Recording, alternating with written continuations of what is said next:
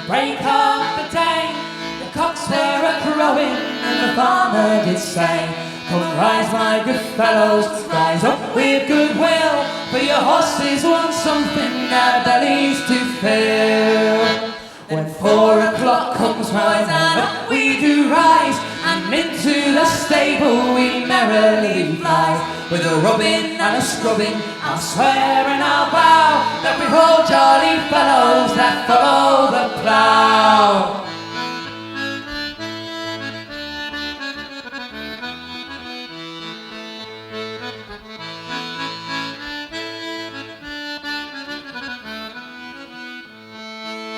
When 6 o'clock comes, boys, and breakfast we'll seek, with beef, bread and pork, boys, we'll heartily eat.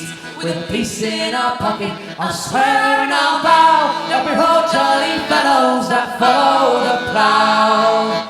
Then we harness our horses and up we do go, trip over the clods, boys, as nimble as goes. And when we do get there so jolly and bold, we'll see which of us the straight furrow can hold.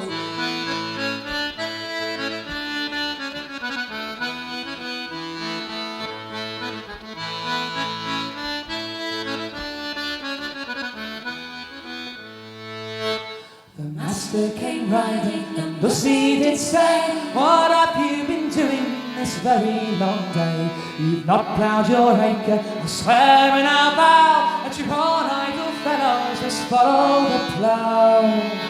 And I turned around and I made this reply, "We've all ploughed our acre, you've told a damn lie." And the master he turned and he laughed at the joke. "It's past 2 o'clock, boys, it's time to unyoke." So all you young fellows, wherever you be, come take this advice and be ruled by me. Fear not your master, I'll swear and I'll vow